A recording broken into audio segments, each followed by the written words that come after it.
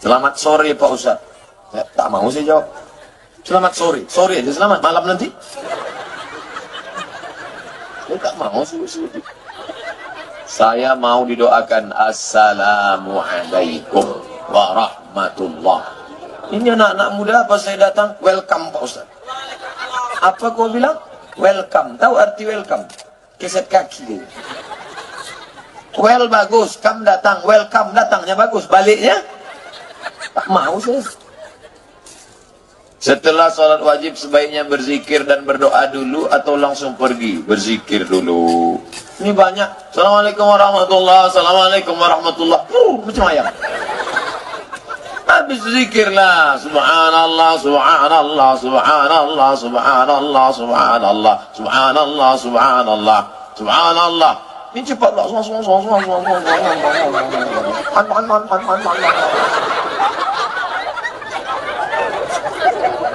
Subhanallah walhamdulillah wa la ilaha illallah wallahu akbar. Seminggu harus siap.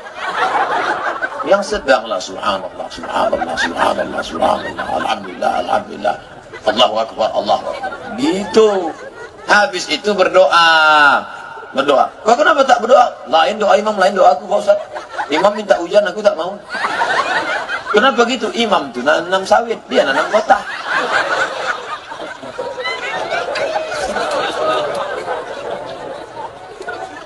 Jangan. Pokoknya apa didoakan imam? Allahumma inna nas'aluka salamatan fid din. Amin. Wa afiatan fil jasad. Amin. Wa ziyadatan fil ilmi. Amin. Wa barakatan fil rizqi. Amin.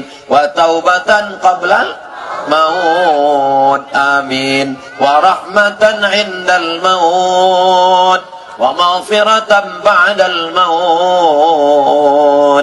Allahumma hawwin alaina fi sakaratil maut. Doa itu begitu, dirayu Allah Ta'ala. Ini ada doa Allah maut. Maut. Mana doa bentak-bentak. Bayangkan datang orang proposal ngadap Pak Bupati. Semen, kerikil, bata. Kami pengurus Masjid Darul Ihsan minta kerikil. Kalau tak ada batu bata pun jadi. Kalau tak ada batu bata, parah kali Pak Bupati.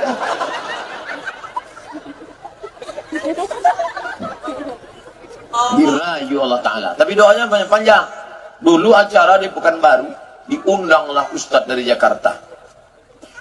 Dibuantainya berdoa 1 jam. Oke, pertama jamaah semangat.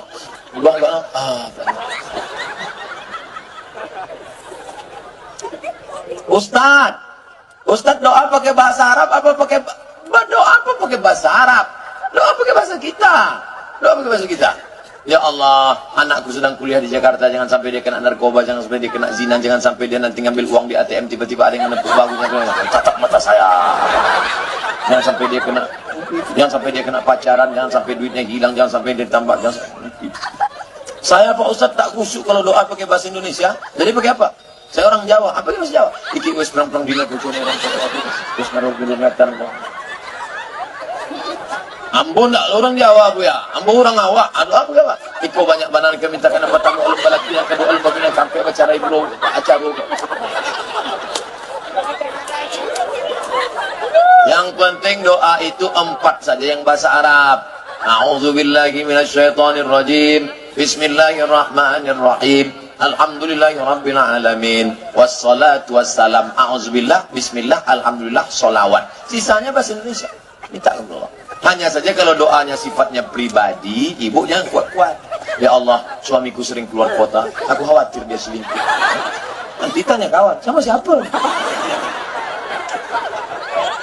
Kalau sifatnya pribadi, ibu gerak-gerakkan aja dulu.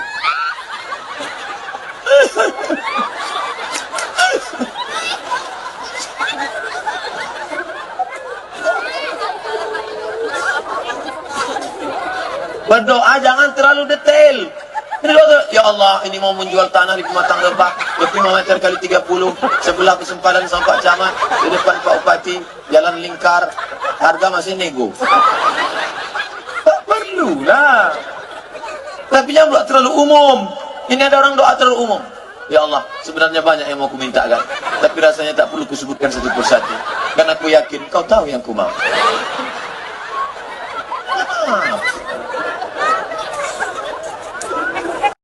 Jangan cemas terhadap kehidupan, langkah, rezeki, pertemuan, maut, jaminan Allah Subhanahu wa taala. Kenapa kita ragu? Kenapa kita khawatir? Allah Maha Besar.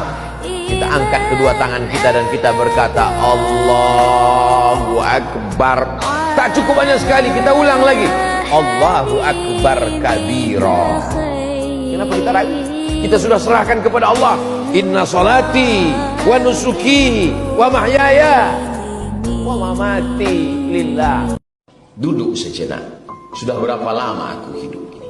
Kalau aku mati nanti apa yang akan aku bawa menghadap Allah? Kawan-kawanku ini hanya teman tertawa. Setelah itu mereka pun akan pergi meninggalkan aku. Aku akan sendirian di liang lahat.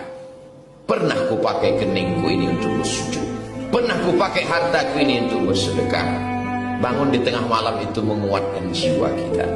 Kata Allah kepada Nabi Muhammad SAW, Inna sanulqi alaika qawlan thaqila. Kami akan mengirimkan kepadamu kalimat yang berat. Kau akan menghadapi Abu Jahal, Abu Lahab. Kau akan menghadapi musuh-musuh orang munafik. Bagaimana menguatkannya? Aqimish shalah, tegakkan sholat. Pindahlah Ahmad bin Isa al-Muhajir ke Tarim. Lalu dia punya anak laki-laki namanya Ubaidullah. Ubaidullah punya anak laki-laki namanya Alawi. Alawi inilah yang dipanggil dengan Ba'alawi. Ba'alawi maka disebut mereka keturunan dari Ba'alawi. Kalau disebut Ba'alawi, itulah dia keturunan-keturunannya, itulah dia As-Sagaf, Al-Jufri, Al-Haddad, bin Syihab, bin Yahya, bin Syekh Abu Bakar, Habib Lutfi bin Yahya, Habib Rizik bin Syihab. Lalu kemudian Syekh Abdul Qadir As-Sagaf, Al-Abbas. Kita selalu mengamalkan Ratib Al-Abbas, Ratib Al-Haddad. Jadi kalau ada orang yang mengecam Al-Habaib Ba'alawi, maka sesungguhnya dia sudah meruntuhkan Ratib Al-Abbas, Ratib Al-Haddad. Kerjaan siapa ini? Kerjaan komunis. Karena yang benci kepada zuriat Nabi SAW hanya orang yang tidak bertuhan. Kalau ada orang bertuhan, bernabi Muhammad SAW, pasti dia akan memuliakan zuriat keturunan Rasulullah SAW. Saya tidak mengajak orang untuk mengikuti keyakinan saya. Mazhab saya adalah mazhab al-bayan, hanya menjelaskan. Faman syaa falyu'min, siapa yang mau ikut silakan ikut. Waman syaa falyakfur, siapa yang mau kafir silakan kafir, karena neraka masih banyak seat kosong. Nauzubillah, nauzubillah, nauzubillah. Mudah-mudahan anak cucu kita termasuk pencinta para habaib zuriat Rasulullah sallallahu alaihi. Manusia ini pelupa. Manusia diambil dari kata nasya, lupa. Makhluk yang lupa itu diingatkan. Ingat mengingatkan itu namanya tausiah. Wa tawasaw bil haq wa tawasaw bis sabr. Saling menasihati dalam hak kebenaran, saling menasihati dalam sabr kesabaran. Kalau ada tetangga, kawan sekantor, sahabat mengatakan kepada kita, kapan kau sholat? Dia bukan orang yang resek, dia bukan orang yang intervensi privasi pribadi. Dia sedang menjalankan agamanya. Hari ini cara pandang manusia berbeda. Ini urusan saya. Urus saja surgamu, biar ku urus nerakaku. Nerakaku bukan nerakamu. Begitu lantangnya manusia-manusia sombong. Bukan ajaran Islam. Islam bukan sekedar sholat. Islam bukan sekedar puasa. Islam bukan sekedar haji dan umrah. Islam amar ma'ruf nahi mungkar.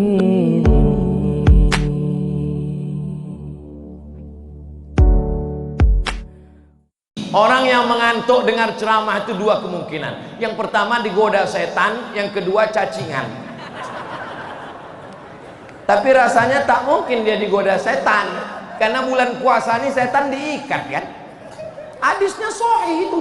Tak percaya tanya sama anak-anak santri kita yang pakai sorban. Kenapa mereka bersorban? Karena bersorban itu sunnah Nabi Muhammad sallallahu alaihi wasallam.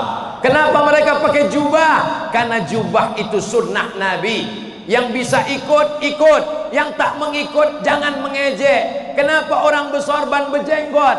Karena jenggot itu sunnah Nabi. Ustaz, kenapa tak berjenggot? Belum tumbuh.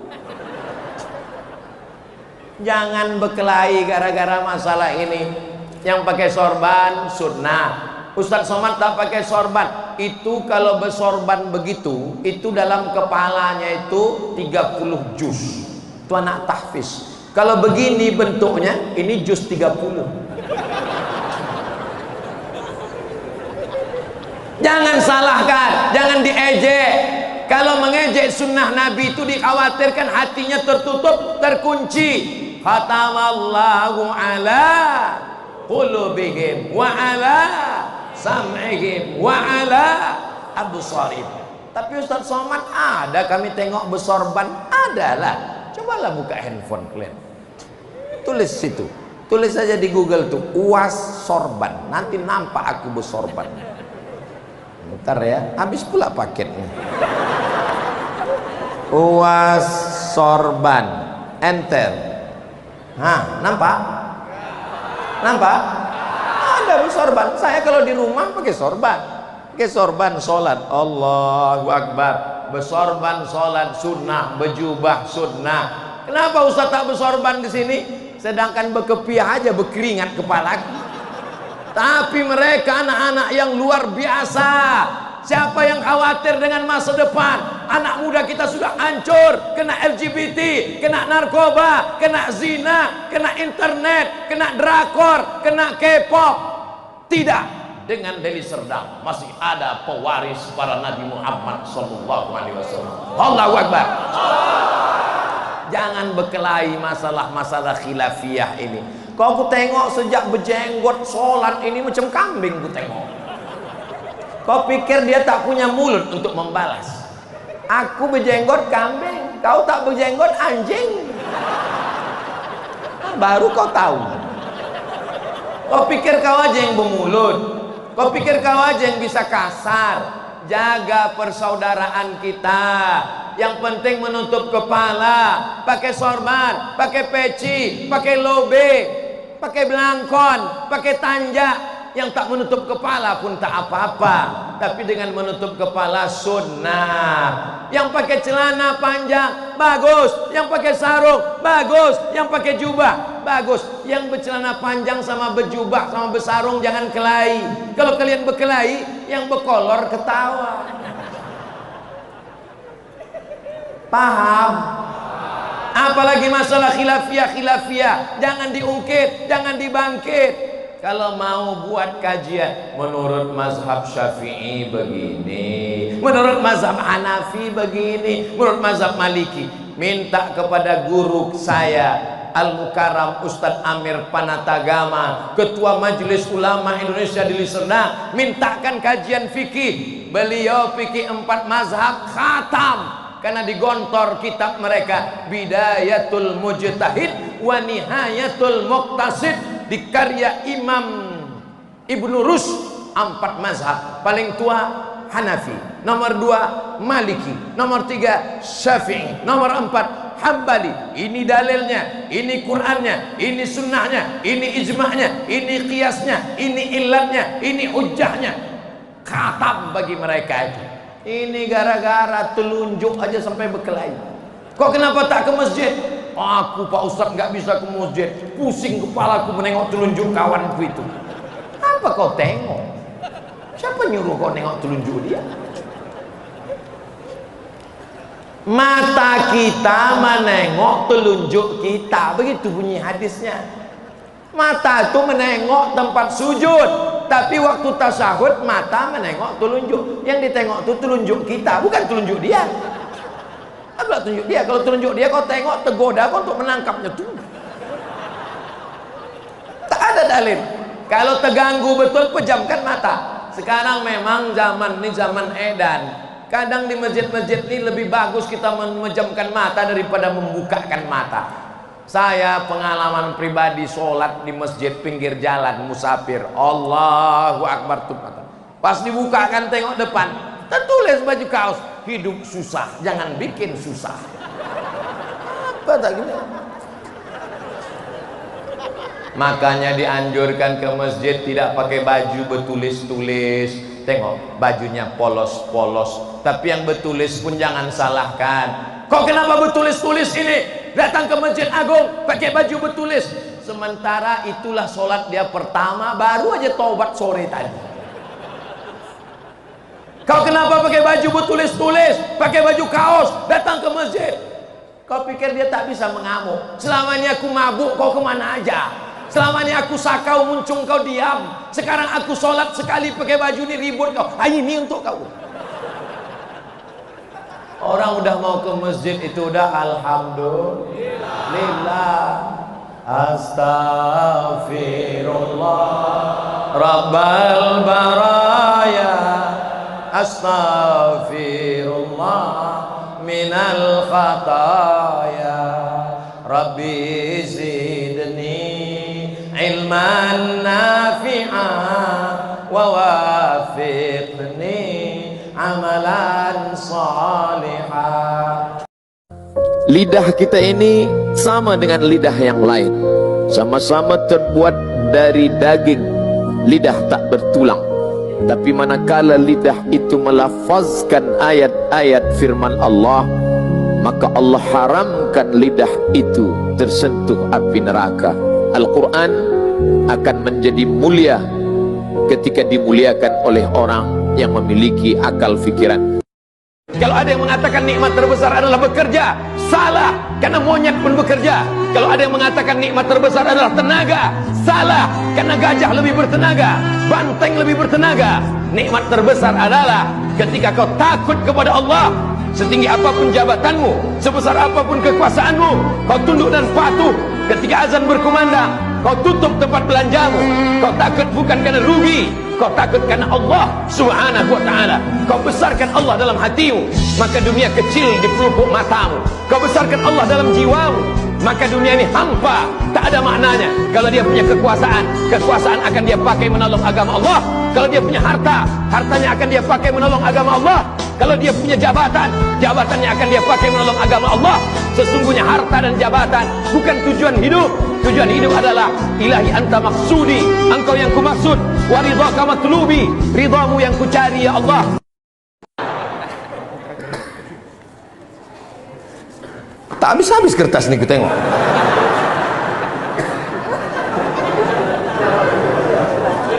Asar jam 15.05, asar jam pokoknya asar lah nanti. Pas bapak ibu sholat asar, jangan balik dulu sholat asar. Pas kalian sholat asar, itulah saya pulang. Ustaz Samad kok tak sholat? Saya sudah sholat jamak takdim, Jumat, Sabtu, Ahad, Senin, 4 hari masih bisa. Besok saya pulang ke Pekanbaru. Tapi kita tak pernah berpisah. Kenapa? Karena kita senantiasa bersama dalam doa. So sweet. Assalamualaikum Ustaz. Waalaikumsalam. Izin bertanya Pak Ustaz, apa yang harus saya lakukan ketika saya mengajak seorang gadis serius ini? Sebentar.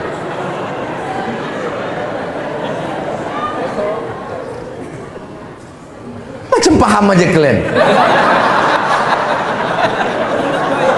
Ada anak kecil ke masjid, inilah kebanggaan kita. Ada anak kecil, ada anak kecil, ada anak-anak, itu anak. Oh, oma-oma, mohon maaf.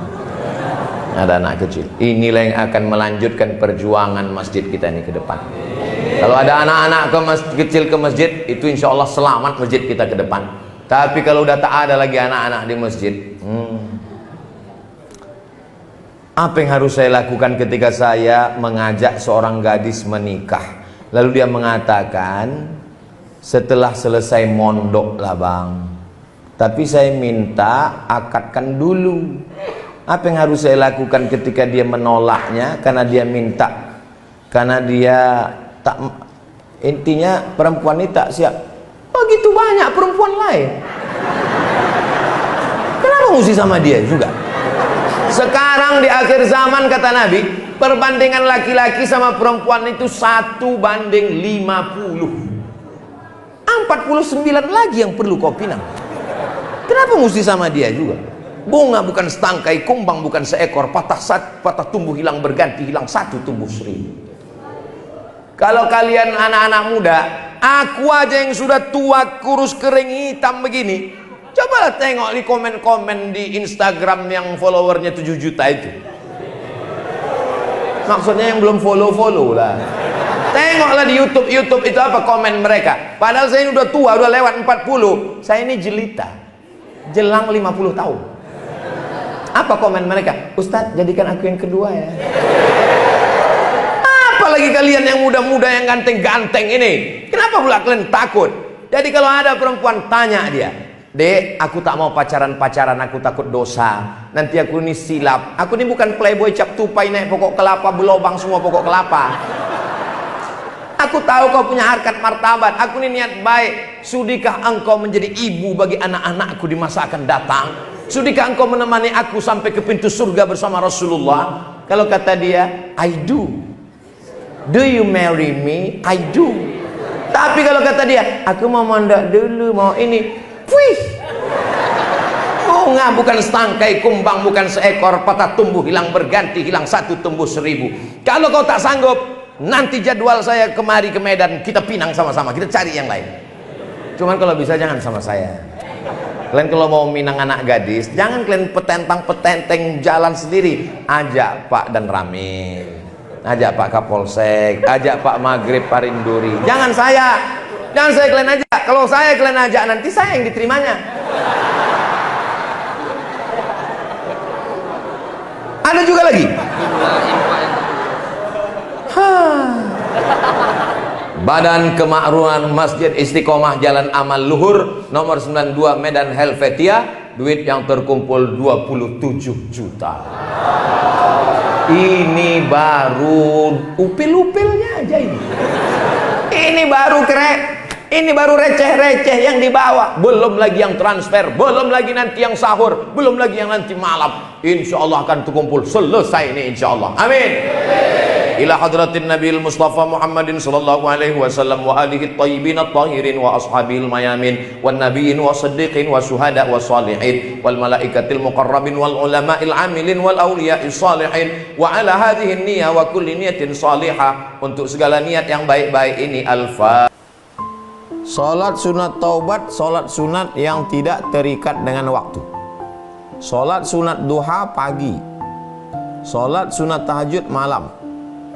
Salat sunat tahiyatul masjid awal masuk masjid.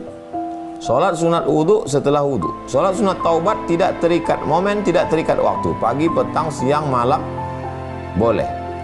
Tapi lebih afdal dilaksanakan di saat sepi sunyi di tengah malam. Saya sendiri melaksanakannya bangun malam. Pertama salat sunat wudu.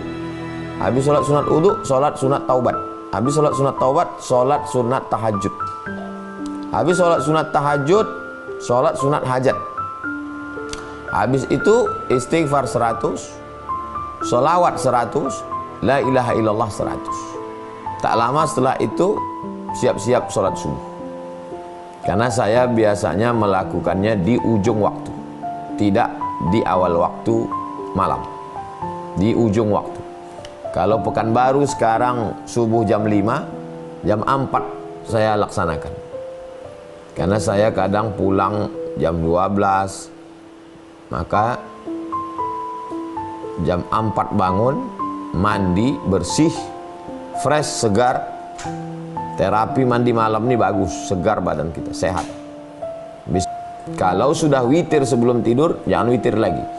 Kalau belum witir, tutup dengan witir. Habis itu baru berzikir, menunggu azan subuh. Dari mana laki-laki mendapatkan ketenangan? Dari istrinya di rumah. Sabar bang, belum rezeki kita. Kalau sudah ditetapkan Allah untuk kita, yang di mulut harimau pun akan keluar untuk kita. Kalau memang bukan rezeki kita, yang di mulut kita pun melompat keluar di patok ayam. Tenang. Ketenangan datang dari seorang perempuan. Dan dari dulu saya ceramah memang begini, pakai peci, pakai top, pakai baju koko begini. Cuman bedanya kalau sekarang orang kenal, dulu banyak tak kenal. Dari UIN saya pulang jam 11.45,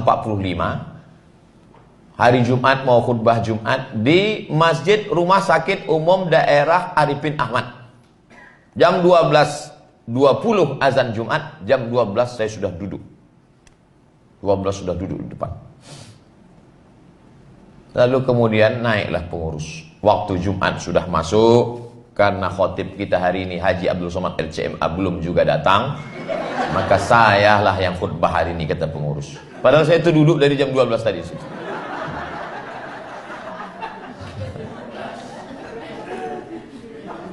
Selesai sholat Jumat, saya pun pulang. Sampai di depan Simpang 4 Mall SKA, dia pun menelpon.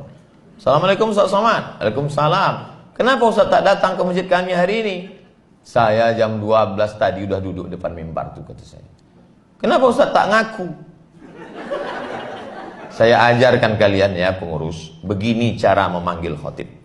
Khotib kita hari ini adalah Ustadz Haji Abdul Somad LCMA. Dipersilakan untuk maju ke depan. Panggilan kedua, kalau 3 kali tak datang, baru kau naik. Jangan kau langsung naik. Aku ada di situ. Tak mungkin aku berdiri. Aku kok. Jadi kadang pengurus masjid ini mesti kita tahu. Iya kalau ustaz itu viral. Kalau tidak, undangan ceramah di Aliantan. Dari Pekanbaru ke Rokanhulu, masjid sebelah kanan, turun ke bawah, ada namanya daerah Aliantan. Hujan, bawa kendaraan sendiri. Sampai di situ, datanglah panitia menjemput, bawa payung, diketuknya kaca itu. Saya buka, ditanyanya, ustadznya mana, katanya. Kan tak mungkin, saya bilang, ambo kok Ustaz kan. Saya bilang, iya sebentar lagi turun. Saya matikan, saya masuk. Merenung sejenak, keluarkah kalimat Allah dari mulut kita ketika kesusahan datang? Keluarkah kalimat Allah dari mulut kita ketika sumpah serapah datang? Atau dia hanya kata-kata yang bersemayam saat hati senang? Kalau kesenangan dan kesusahan membuat berbeda, pujian membuat melambung, caci maki membuat murung, sesungguhnya belumlah kita beramal mukhlishina lahuddin. Merenung sejenak, mengingatkan hati yang lupa, yang hampa, bahwa sampai masanya kata-kata itulah yang membuat kita bisa bersama dengan Allah. Assalamualaikum Ustaz, coba terangkan perbezaan ahli sunnah dengan syiah. 5 aja Ustaz, ini tadi 5 aja. Beza kita dengan ahli sunnah dengan syiah 5. 1, syiah itu rukun imannya wajib beriman pada imam 12. Bila mati, bila meninggal Nabi digantikan Sayyidina Ali, Ali meninggal digantikan Sayyidina Al-Hasan, Hasan meninggal digantikan Sayyidina Al-Husain, Husain meninggal digantikan Sayyidina Zainal Abidin, Zainal Abidin digantikan Muhammad Al-Baqir, Muhammad Baqir meninggal digantikan Ja'far Shadiq, Ja'far Shadiq meninggal digantikan oleh Musa Al-Kazim, Musa Kazim meninggal digantikan oleh Ali Ridha, sampailah kepada imam yang ke-12. Imam yang ke-12 itu masih hidup, sekarang bersembunyi di gua di Sirdap, Irak. Di pintu gua itu dipasang lilin-lilin bunga-bunga. Mereka panggil, hai imam, keluarlah imam. Kenapa engkau tak keluar juga? Keluar imam, keluar imam. Siapa yang tak percaya kepada imam 12, kafir, halal darahnya. Apakah tuan puan percaya pada imam 12 ini? Kafir, halal darah. Itulah letak persimpangan kita dengan syiah. 2, bahwa setelah Nabi Muhammad SAW meninggal mesti digantikan oleh Sayyidina Ali, maka sesiapa saja yang mengambil itu berarti dia kafir. Maka Abu Bakar dan Umar itu kafir. Maka ada doa khusus melaknat, namanya doa kasrus namain, doa untuk menghancurkan 2 berhala Quraisy. Allahumma al'anhuma, setiap sembahyang subuh dibaca, ya Allah laknatlah Abu Bakar dan Umar yang sudah merampas kekuasaan Ali. Sedangkan kita Ahlussunnah cinta kepada Ali dan cinta kepada Abu Bakar. Wa ala alihi wa ashabihi. Keluarganya kita cinta. Saya cinta Hasan, saya cinta Husain, saya cinta Fatimah, saya cinta Sayyidina Al-Hasan, Sayyidina Al-Husain, Sayyidatuna Fatimah, saya cinta ahli bait, tapi saya cinta juga kepada sahabat Nabi. Sedangkan mereka mengatakan semua sahabat Nabi kafir kecuali 3, Salman Al-Farisi, Miqdad bin Aswad, Abu Dzar Al-Ghifari. Lain daripada itu kafir. Maka mereka tak menerima riwayat Abu Hurairah, karena Abu Hurairah kafir. Mereka tak menerima riwayat Abdullah bin Abbas, Abdullah bin Abbas kafir. Bila kita sebut Abu Bakrin Siddiq radhiyallahu an, apa kata mereka? Laknatullah alaih. Jadi kalau ada orang yang berkata Syiah itu saudara kita, dia kawan kita, kita beza-beza sikit aja, macam beza Maliki, Hanafi, Hanafi, Hambali. Oh macam tu ya, ya. Jadi kalau nanti engkau solat tarawih, engkau katakan Abu Bakar radhiyallahu an, dia di sebelah engkau mengatakan Abu Bakar laknatullah alaih, boleh engkau kata engkau kawanku, saudara? Engkau peka ke bodoh? 3. Quran yang sekarang tidak original, karena Quran yang sekarang itu adalah dibuat-buat oleh Utsman, Mushaf Utsmani. Utsman punya kerja, mereka bakar Quran yang original, mereka buat Quran baru. Sedangkan kita Ahlussunnah mengatakan Quran itu mutawatir. Apa makna mutawatir? Rawahu jam'un an jam'in yastahilu tawatu'u 'ala al-kadhib. Mereka tidak. Kata mereka Quran yang asli Mushaf Fatimah. 4. Mereka mengatakan nikah mut'ah adalah bagian dari akidah. Al-mut'atu aqidatuna. Nikah mut'ah adalah akidah kami. Siapa yang tidak mau nikah mut'ah, maka berarti dia tidak. Nikah mut'ah itu bagaimana? Nikah bayar cukup limit waktu. Aku nikahi engkau dengan mahar 100 ringgit hingga pukul 5 petang nanti, tunai, sah.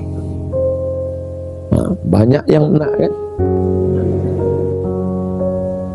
6. Dia ada taqiyah. Susah berdebat dengan Syiah sebab dia taqiyah. Taqiyah berlindung. Bila di sini banyak Ahlussunnah, awak Syiah ke? Tak, saya Sunni. Saya Sunni. Bila banyak di sini mulai 50-50, 50%, 50%, awak Sunni ke Syi'i? Saya Susi. Sunni Syi'i. Ingat, berhati-hati dengan Syiah. Bagaimana dengan Wahabi, Ustaz? Adik-beradik je. Dia tak terima kalau bukan ustaz ulama dia. Ulama dia tak banyak. Bila tidak ulama dia, maka dia katakan pelaku bid'ah. Wa kullu bid'atin dhalalah wa kullu dhalalatin finnar. Macam mana Abdul Somad? Abdul Somad ustaz ahli syubhat. UAS, ustaz ahli syubhat. Dia ejek-ejek saya. Dia ejek-ejek saya di internet. Ustaz tak marah? Tak. Kenapa Ustaz tak marah? Saya tak pernah baca komen. Ada sebagian saya baca. Oleh sebab itu maka ini dia tak boleh beza, menerima perbezaan. Asal beza dengan dia bid'ah. Beza sikit bid'ah. Padahal perbedaan ulama itu tak pernah Imam Hambali membid'ahkan Imam Syafi'i kerana kunut subuh. Tak pernah Imam Maliki membid'ahkan mazhab Syafi'i kerana basmalah jahar. Maka perbedaan ulama dalam masalah mazhab tidak serta-merta membuat kita boleh mengatakan bid'ah. Mereka terlalu mudah untuk membid'ah. Bid'ah. Dia lupa bahawa ketika engkau katakan saudaramu bid'ah sama dengan dalalah, wa kullu dalalatin finnar. Bid'ah. Itu artinya sama dengan neraka. Padahal Allah sudah siapkan surga yang begitu luas, seluas langit dan bumi. Mereka tidak. Mereka berpahaman isi surga itu cuma 3 saja. Dia, guru dia, bini dia. Lain daripada itu masuk neraka jahanam semua. Na'udzubillah. Lalu bagaimana cara kita selamat? Tak lain tak bukan belajar, mengaji. Mana jabatan yang tinggi? Mana mobil yang mewah? Cuma ngantar ke pelataran parkir. Turun dari mobil, dimasukkan ke liang lahat. Yang masuk ke liang lahat cuma 3 orang. Satu megang kepala, satu megang pinggang, satu megang kaki, dimasukkan ke bawah. Dibukakan kain pocongnya, hidungnya ditempelkan ke tangan. itu ditutup pakai papan, anaknya ngelompat ke atas minta cangkol dengan skop, mari kita injak makam bapak biar padat. Istrinya nangis, dia lang-lahan, jangan tinggalkan aku. Ternyata nangisnya hanya 5 menit. Setelah itu selesai pulang ke rumah, dia langsung menonton TikTok. Panggilan Allah dari masjid, kau tak mau datang? Tidak apa-apa. Tapi sampai masanya nanti, Pak, kau yang hebat, kau yang ganteng, kau yang kuat, kau yang berotot, kau yang bertenaga, jasadmu pasti akan dibawa ke masjid. Tapi waktu itu kau tak melangkah dengan kaki lagi, Pak. Catatan kakimu tidak ditulis malaikat. Kenapa? Kau dipikul orang ramai. Bukan karena kau raja, tapi karena kau jenazah. Saya seorang pemuda yang tengah berjuang menuntut ilmu, meraih impian. Saya jatuh hati pada seorang muslimah.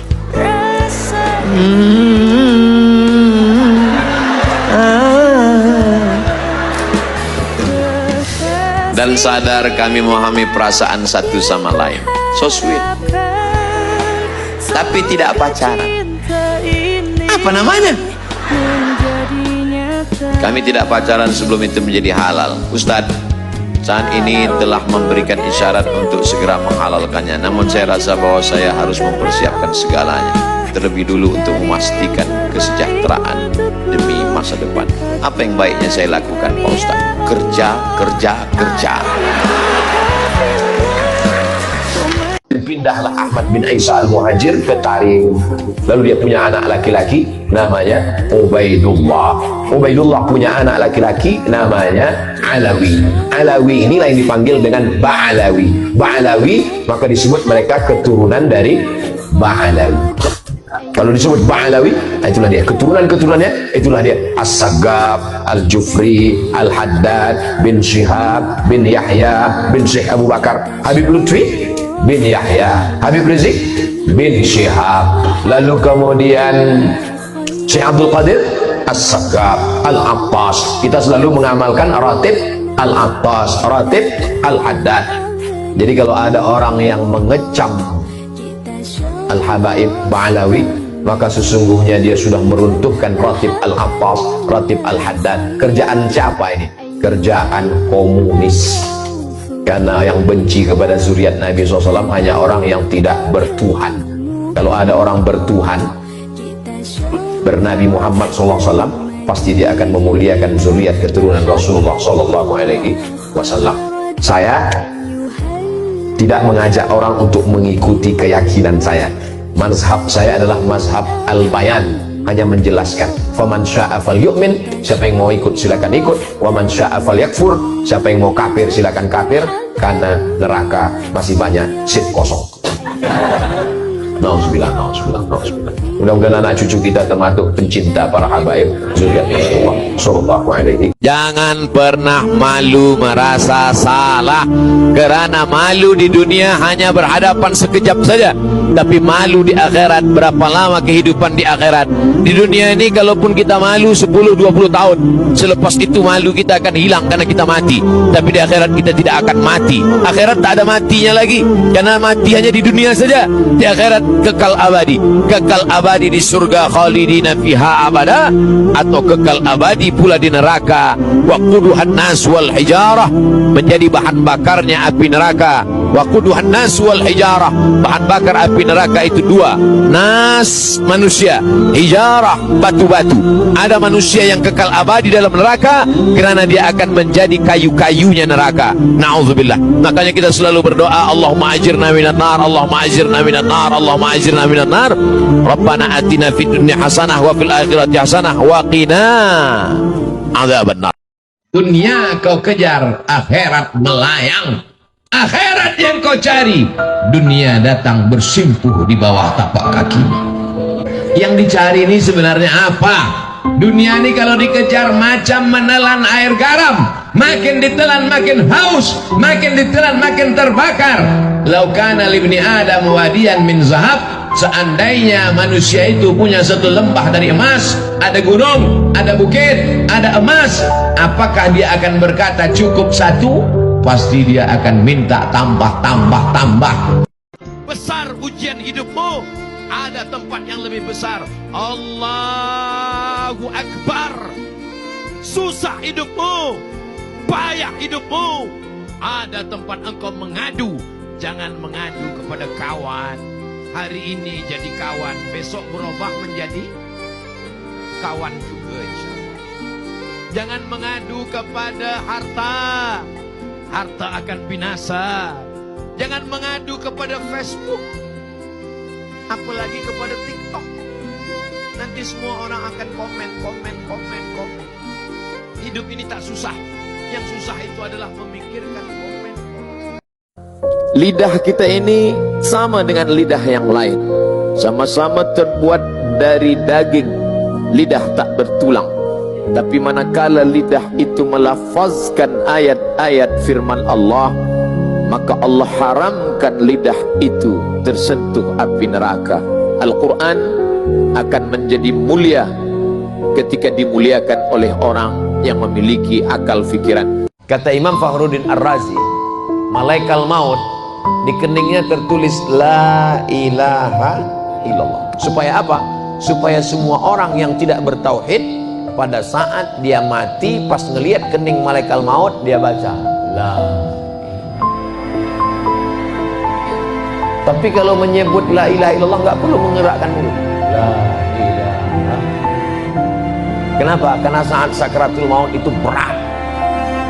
Maka ditulis, saking inginnya Allah, wala tamutunna illa wa antum, jangan mati melainkan dalam keadaan muslim. Makanya ketika salat kita katakan, inna salati wa nusuki wa mahyaya wa mamati lillahi rabbil alamin la syarika lahu wa bidzalika umirtu wa ana minal, saya ingin mati muslim. Mati itu akan datang pada orang siap maupun tidak siap. Innal mauta alladzi tafirruna minhu fa innahu mulaqikum. Kematian yang kamu lari daripadanya, dia pasti akan datang.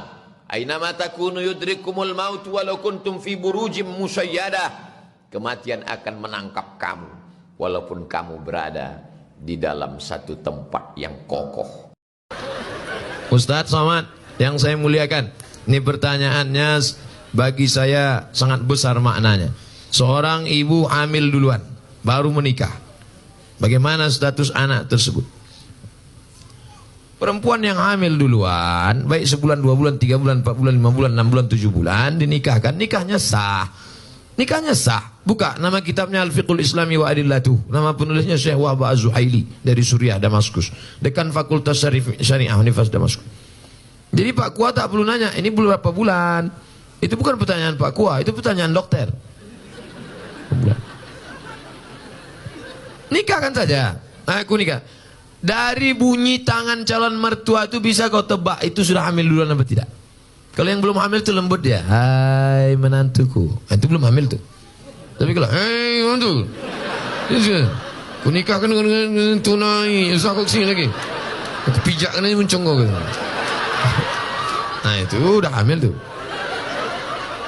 Nah, kalau sudah hamil dia, nikahnya sah. Nanti anak lahir tak usah diulang lagi. Sah. Yang jadi masalah, anak nanti lahir tidak boleh pakai bin bapaknya. Pakai binnya siapa? Bin maknya. Bin Fatimah, bin Aisyah, bin Khadijah. Nah, kebetulan nama maknya Tilan. Bin Tilan lah.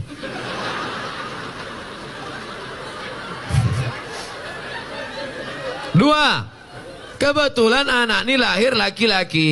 Anak yang dalam kandungan tadi lahir, anaknya laki-laki. Lahir adiknya sudah itu perempuan. Adiknya perempuan. Mati ayahnya. Ustadz janganlah kasar kali mati. Mati ayahnya. Adiknya jadi perempuan. Nanti kalau mau menikah, si abang tadi tak bisa jadi wali. Karena hubungan mereka saudara seibu. Saudara seibu tak bisa jadi wali. Tiga, bapak meninggal, si ayah meninggal, si anak tak dapat harta warisan karena tak ada hubungan nasab. Empat, kebetulan anak pertama tadi anak gadis, cantik, dipinang anak lajang. Pas nikah nanti si bapak tak bisa jadi wali. Walinya wali hakim Pak Kua. Banyak sekarang yang ngotot, saya walinya. Oh, tak bisa mas bro. Apa salah saya? Saya kan bapaknya. Tengok wajahnya kan mirip. Mirip tak bisa. DNA tak laku. Salah saya apa? Kau mencoblos sebelum hari H. Tak bisa. Maka jaga anak gadis kita.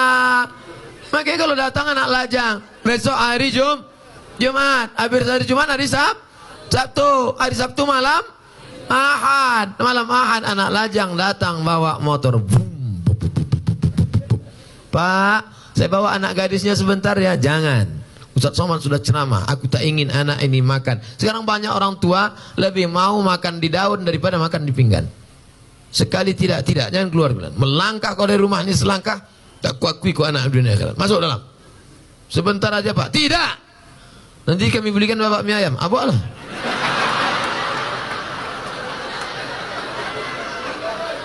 Semangkuk mie ayam lah pula harga anak gadis kau. La ilaha illallah Muhammad Rasulullah. Ibu juga harus sepakat sama bapak. Kalau bapak sudah mengatakan tidak. Sebentar aja, tidak. Sekali tidak. Datang istri dari belakang, kasihlah bang, kita dulu lebih parah dari itu lagi. Inilah yang membuat anak ini rusak. Kalian pun yang lajang-lajang, ini pakai motor, udah dibawa, bonceng sana, bonceng sini, bonceng sana, bonceng sini, gembong masuk angin. Yang mengandung 9 bulan 10 hari laki-laki apa perempuan? Perempuan. Yang melahirkan meregang nyawa laki-laki apa perempuan?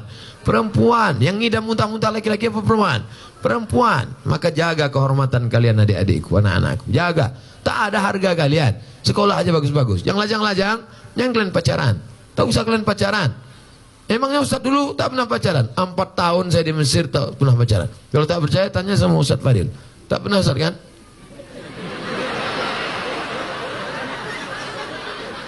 Demi Allah, 4 tahun saya di Mesir, 99, 2000, 2001, 2002, tak pernah pacaran. Kenapa? Tak dapat. Persaingan ketat.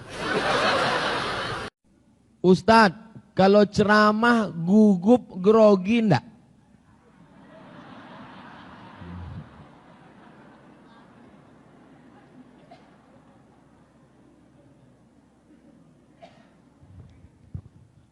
As.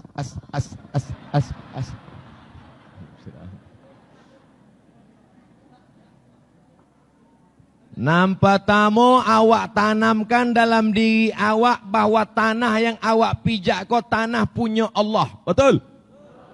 Yang awak tanamkan dalam diri awak bahwa langit yang di atasku langit. Ambo asal nunjuk ke atasku. Kalau sodit. Awak tanamkan dalam diri awak bahwa yang di atas itu adalah langit punya Allah Ta'ala. Betul? Awak tanamkan dalam diri awak bahwa yang ada di hadapan awak iko sodonyo adalah hamba-hamba Allah Ta'ala. Nah, itu dulu dibangun. Yang kupijak tanah Allah, yang menaungi aku langit Allah, yang kuhadapi ini hamba Allah, yang kusampaikan ini kalam Allah. Tolong kasih aku kekuatan ya Allah. La haula wala quwata illa billah. Jadi itu, ya ndak po lu baca jampi-jampi kat kang telinga bosi mulut tesong kang gitu kunci-kunci Allah, kunci Muhammad.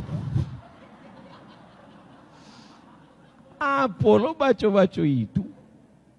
Nah, jadi adik-adik, nanti kalau anda KKN, kalau kuliah kau kan ada KKN semester 7.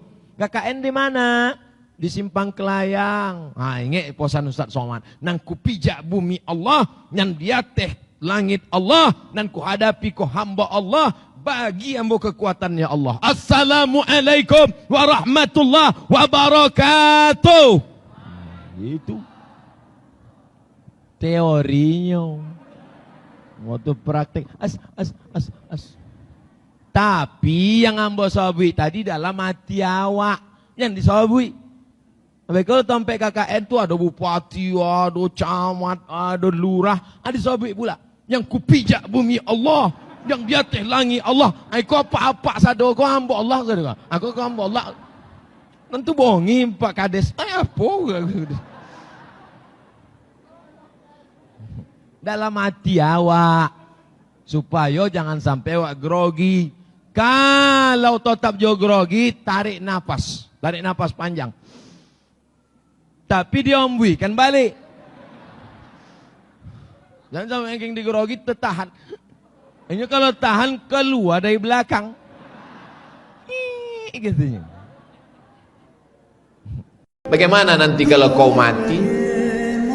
Anakmu tak bisa menolong, jabatanmu akan digantikan orang lain, bahkan mungkin istrimu akan dinikahi oleh laki-laki lain. Siapa yang akan menolong engkau? Hari ini begitu sibuknya mencari dunia sampai melupakan Allah, melupakan dirinya, bahwa dia akan kembali tidak membawa apa-apa. Jangan heran ketika rezeki berlimpah, di situ keinginan bertambah. Jangan heran ketika badan sehat, disitulah lalai lupa datang. Krisis kita bukan krisis politik, bukan krisis ekonomi, bukan krisis ilmu pengetahuan. Karena orang yang berilmu, profesor, doktor banyak, orang yang kaya melimpah ruah banyak. Krisis kita adalah krisis orang yang tidak takut kepada Allah. Berzikir belum tentu sampai. Kalau ada orang banyak berzikir, subhanallah wa bihamdihi subhanallahil azim, subhanallah bihamdihi subhanallahil azim, subhanallah bihamdihi subhanallahil azim, belum tentu sampai. Kalau ada orang berkata afdhalul dzikri fa'lam annahu la ilaha illallah, belum tentu sampai. Tapi solawat pasti sampai. 100% solawat pasti sampai. Kenapa? Karena kalau zikir untuk dia, subhanallah untuk dia, alhamdulillah untuk dia, Allahu akbar untuk dia. Tapi manakala dia berkata Allahumma salli ala Sayyidina Muhammad, untuk dia nun yang jauh di sana, dan Allah pasti kabulkan, karena Allah berjanji wala saufa yu'tika rabbuka fatarda, apa yang kau mau pasti aku akan beri. Dan Allah kalau sudah berjanji, Allah tidak akan ingkar janji. Lalu kemudian dia pun sampai ke suatu tempat. Dia berharap mereka adalah orang-orang yang lembut akan yang menerimanya, tapi dia tidak diterima dengan tala'al badru alaina. Tapi dia tidak dianggap sebagai keluarga, dia tidak dianggap sebagai sahlan, dia dianggap sebagai musuh. Dia dilempar dengan batu, dia dilempar dengan kayu, dia dilempar dengan tulang onta. Apa yang dia lakukan? Dia bersembunyi di balik bukit. Dia angkat kedua tangannya, ilaika ashku dha'fa quwwati, kepada engkau saja aku mengadukan kelemahanku, wa qillata hilati, ketidakberdayaanku, wa hawani bainan nas, aku hina di tengah mereka. Kalau dulu aku ada tempat bergantung, ada tempat bersandar, ada tempat mengadu, hari ini hanya engkau saja ya. Datanglah malakul jibal, malaikat penjaga segala bukit di atas dunia. Kau tunjuk mana bukit yang paling besar ya Muhammad, akan kutimpakan kepada mereka.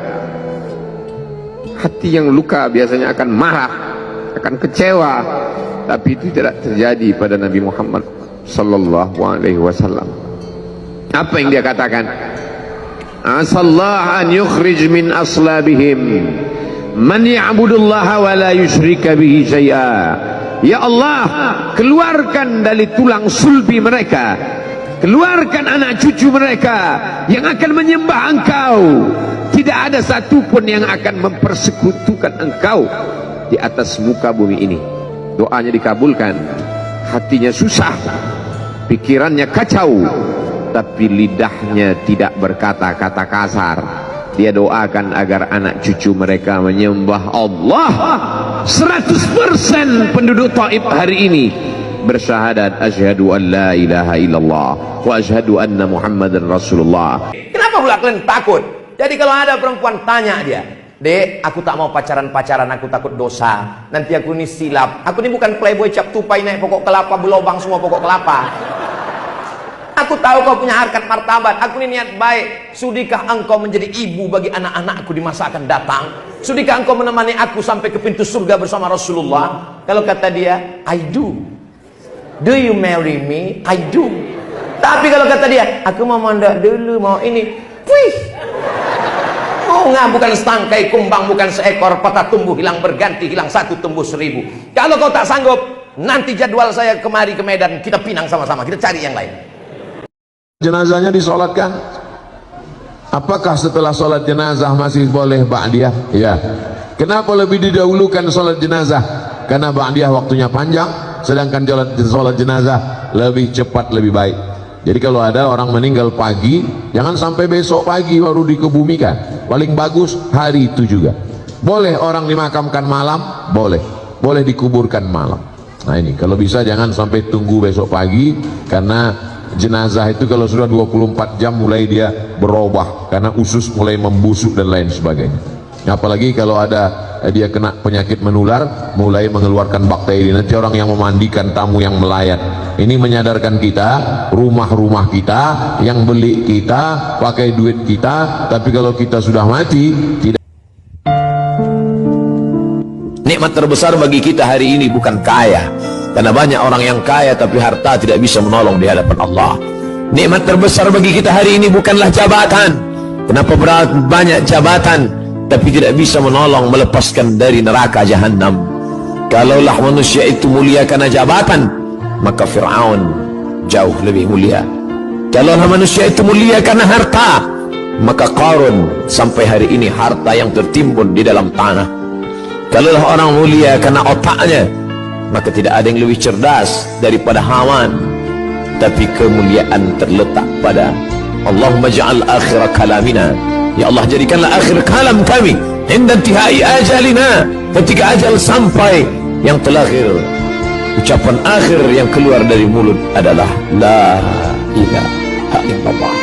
Di antara tanda-tanda dekatnya hari kiamat itu adalah, dalam hadisnya ada 5. Yang pertama, yataqarabuz zaman. Zaman, masa, waktu makin pendek. Yang kedua adalah wa yanqusul ilmu. Ilmu semakin berkurang. Kalau sudah ilmu berkurang, apa yang bertambah? Jahil. Maka datang penyakit syuh. Yang ketiga, apa itu syuh? Hubbud dunya, hubbul mal, wa tuhibbul mala hubban jamma. Engkau sayang kepada harta, amat sangat sayang. Dia pegang semuanya sampai tak meleleh, tak menetes walaupun satu tetes. Keempat, wa tazharul fitan. Banyaklah fitnah, siksa. Yang terakhir, yang kelima, wa yakthurul haraj. Wa yakthurul haraj. Banyak terjadi haraj, kata Nabi. Sahabat pun bertanya, ya Rasulullah, wa mal haraj? Apa haraj itu ya Rasulullah? Kata Nabi SAW, al-haraj al-qatlu. Nanti di akhir zaman itu akan banyak pembunuhan. Ketika dunia terasa sempit, Allahumma qad daqat alayka, Allahumma qad daqat alayya. Ya Allah, sudah terasa sempit dunia ini bagiku. Bima rahubat, padahal sebelumnya dunia ini lapang, tapi hari ini terasa sempit. Maka keluar dari mulut, ya Allah. Idza daqat alayka dunya faqul ya Allah. Kalau terasa sempit dunia, hembuskanlah nafas panjang, katakan ya Allah. Luruskan usahamu, luruskan hatimu, luruskan pikiranmu, luruskan amalmu, hidupmu Allah yang mengurus. Bisa untuk update status yang janji Allah Subhanahu wa taala, wallahu yatawallas shalihin. Orang yang soleh itu Allah yang mengurus. Allah mengurus hidup kita. Masalah hidup kita Allah yang mengurus. Sekarang banyak orang sibuk mengurus hidupnya, tapi tak diurusnya hati dan pikirannya. Akhirnya kacau balau. Berniat baik, berpikir baik, berkata baik, berbuat baik. Datang baik, alhamdulillah. Datang yang tak baik, berarti Allah sudah menguji. Kalau dikasihnya nikmat, syukur. Dikasihnya ujian, sabar. Hidup ini cuma dua, antara syukur dan sabar. Saya sudah berumur 46 tahun. Kehidupan saya tak sama dengan kawan-kawan saya yang umur saya sama. Walaupun sama-sama umur 46, tapi jalan hidupnya tak sama, karena hidup saya ini zigzag. Dari perjalanan hidup itu, saya ambil kesimpulan, menghadapi ujian hidup hanya dua saja, tak lebih. Yang pertama husnuzan, yang kedua ridha. Maka Allah berikan lebih dari yang kita inginkan, lebih dari yang kita pikirkan, lebih dari yang kita minta. Saya ulang sekali lagi. Husnuzan, ridha, maka Allah balas lebih dari yang kita inginkan, lebih dari yang kita pikirkan, lebih dari yang kita minta. Mau percaya mau tidak, saya mengalaminya dalam hidup saya. Sampai hari ini saya malu berdoa sama Allah. Kenapa? Karena Allah kasih saya lebih dari yang saya minta, lebih dari yang saya pikirkan, lebih dari yang ada pernah dalam cita-cita saya. Berbagai macam ujian hidup. Lepas dari PNS, berhenti ceramah 4 bulan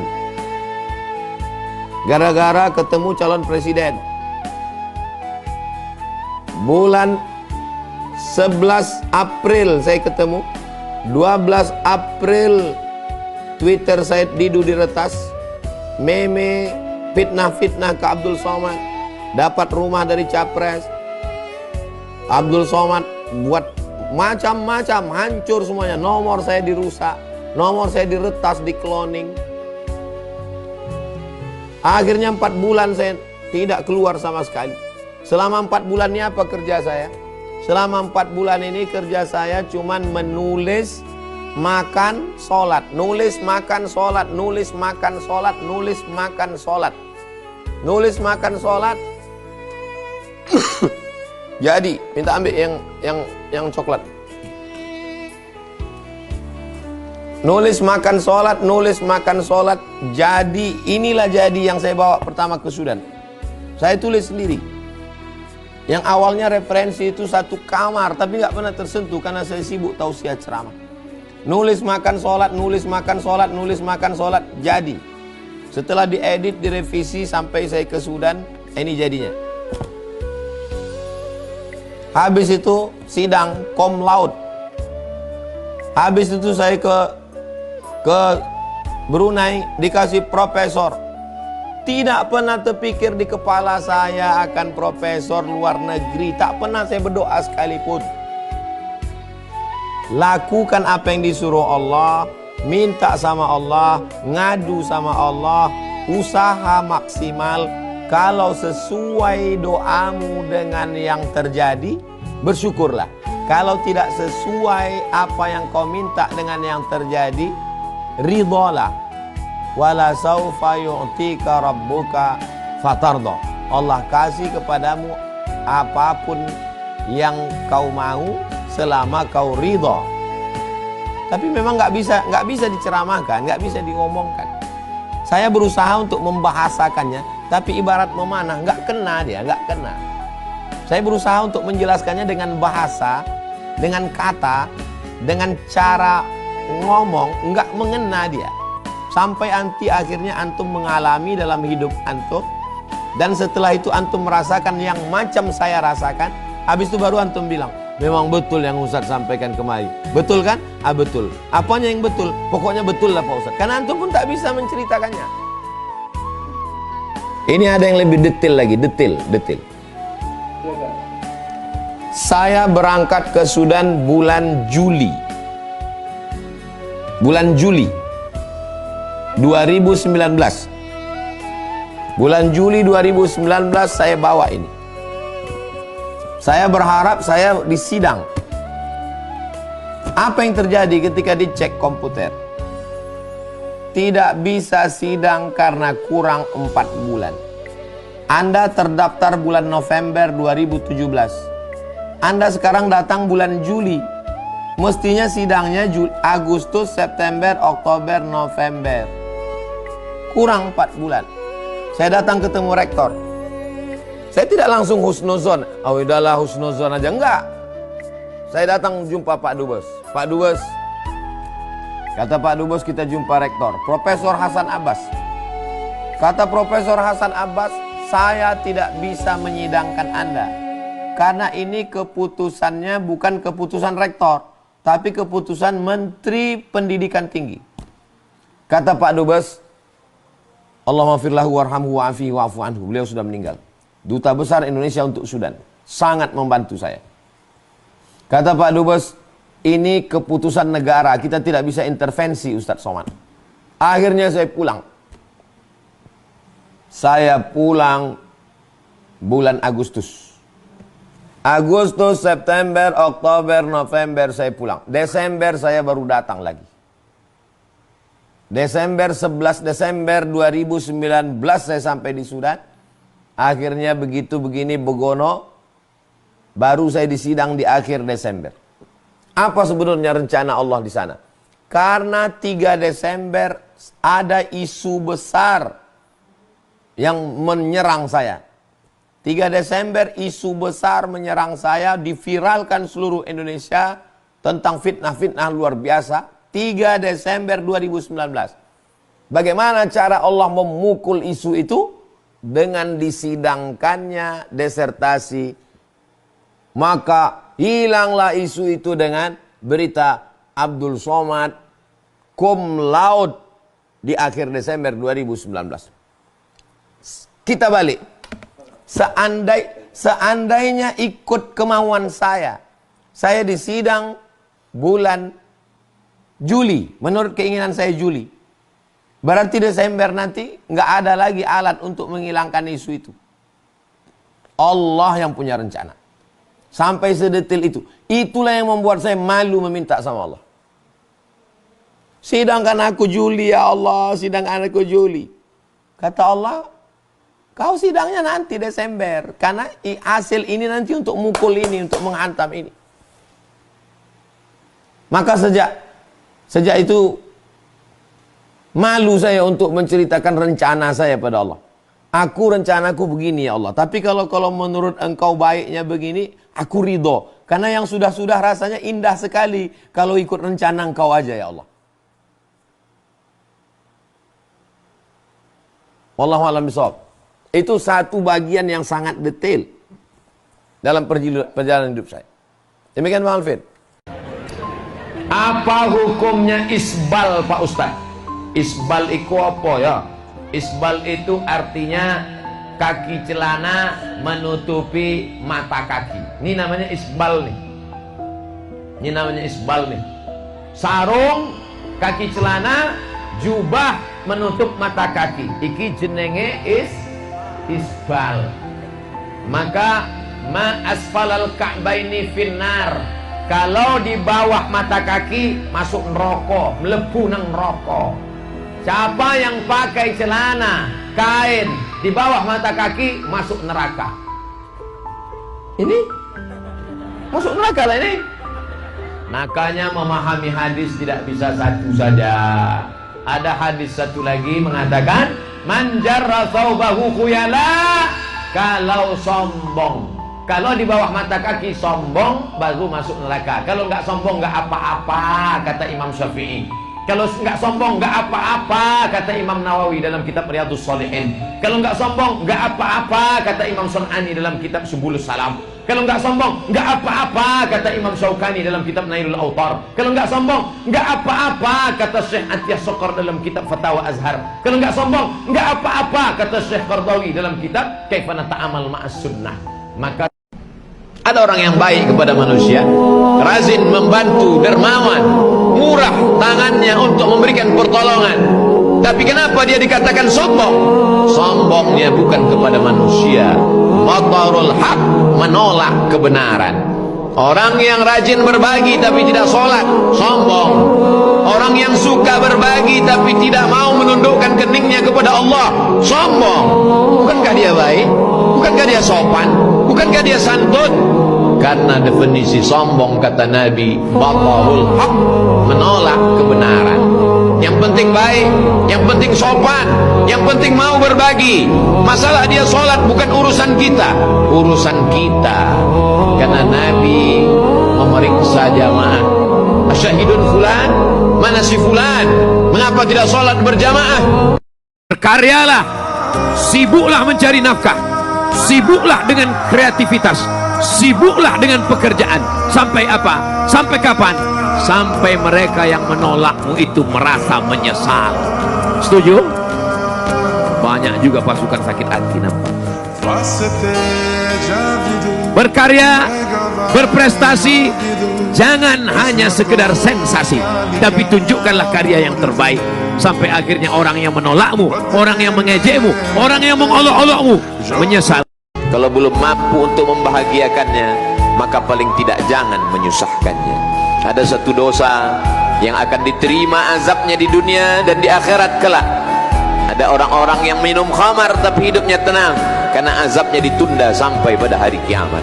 Ada orang-orang yang berbuat dosa zina tapi hidupnya tenang, karena ditunda Allah azabnya sampai ke neraka jahanam. Tapi ada satu azab yang akan diterima di dunia, di akhirat pun akan menanti azab yang lebih parah dan lebih besar. Itulah orang-orang yang tidak sempat membahagiakan orang tuanya. Man ahabun nas bi husni suhbati, siapa orang yang paling layak untuk mendapatkan baktiku ya Rasulullah? Kata Nabi, ummuka. Thumma man, siapa lagi? Ummuka. Thumma man, siapa lagi? Ummuka, ibumu. Thumma man, siapa lagi ya Rasulullah? Abuka, ayahmu. Begitu Allah Subhanahu wa ta'ala memuliakan mereka. Andai mereka tak lagi ada di alam ini, sempatkanlah untuk datang ke makamnya, ucapkanlah salam, assalamualaikum ya ahlad diyar minal mu'minin wa inna insyaallahu bikum lahiqun yarhamullahul mustaqdimina wal mustaakhirin. Bacakan al-fatihah, bacakan qul huwallah 3 kali, innaha la ta'dilu thulutsal Qur'an. Qul huwallah itu sama dengan sepertiga Al-Quran. Dengan membaca 3 kali berharap mendapatkan keutamaan seperti khatam Al-Quran. Andai punya waktu yang lebih panjang, lebih lama, iqra'u yasin ala mautakum, inna likulli syai'in qalbun, segala sesuatu punya hati. Wa qalbul Quran yasin, hatinya Al-Quran ada yasin. Iqra'uha ala mautakum, bacakanlah pada orang yang sudah meninggal dunia. Sesungguhnya pahala bacaan Al-Quran itu sampai kepada mereka. Maka ketika dihadiahkan pahalanya kepada almarhum almarhumah, mudah-mudahan itu mendapat menjadi ganti bakti yang tak dapat dijemput. Menetes air mata darah untuk mengulang, mereka tak akan hidup kembali. Tidak ada dosa yang paling besar kecuali 3. Ala adullukum ala akbaril kabair. Maukah kalian kutunjukkan dosa terbesar di antara dosa besar? Apa itu ya Rasulullah? Pertama, al-isyraq, mempersekutukan Allah. Yang kedua, uququl walidain, durhaka pada orang tua. Ini 3 anak perempuan ini, 1 anak laki-laki ini, kalian duduk bermusyawarah, kalian jaga mak kalian, tiket kunci masuk surga. Menjaga anak dibesarkan, belum tentu anak itu jadi soleh. Banyak anak durhaka sekarang. Tapi dosa meninggalkan orang tua, durhaka, dunia pasti dapat, akhirat pasti dapat. Yang 3 orang perempuan, laki-laki menyia-nyiakan orang tua ini, nanti di dunia ini, di akhir hayatnya pasti dia merasa. Jangan bangga dengan hatam Qur'anmu sampai habis suaramu. Kalau kau biarkan ibumu, maka tidak ada maknanya. Bukankah seorang sahabat Nabi yang hidup dengan Nabi, sholat dengan Nabi, bersama perjuangan dengan Nabi di kota Madinah? Tapi apa kata Nabi? Nanti ada seorang laki-laki yang datang dari Yaman kemari, minta doa kepadanya, karena doa dia makbul. Sahabat heran, kenapa doa dia lebih makbul daripada doa kami? Kami yang bersahabat, kami yang menolongmu, kami yang berjihad bersamamu, kenapa doa dia lebih makbul? Dia tidak datang kemari karena dia melayani ibunya. Dia adalah Uwais Al-Qarni. Betapa melayani ibu lebih hebat pahalanya, sampai-sampai dijanjikan Nabi Muhammad SAW. Bagaimana nanti kalau kau mati, anakmu tak bisa menolong, jabatanmu akan digantikan orang lain, bahkan mungkin istrimu akan dinikahi oleh laki-laki lain. Siapa yang akan menolong engkau? Hari ini begitu sibuknya mencari dunia, sampai melupakan Allah, melupakan dirinya, bahwa dia akan kembali tidak membawa apa-apa.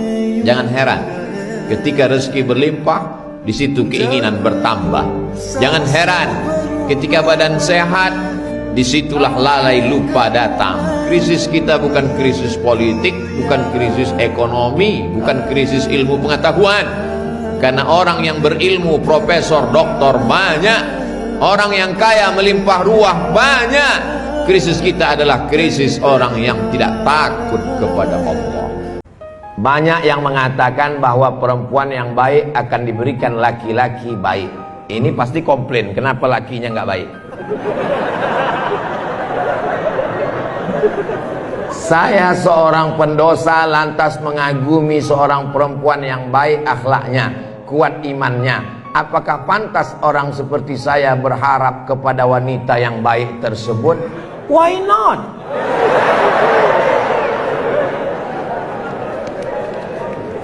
At-tayyibuna lit-tayyibat.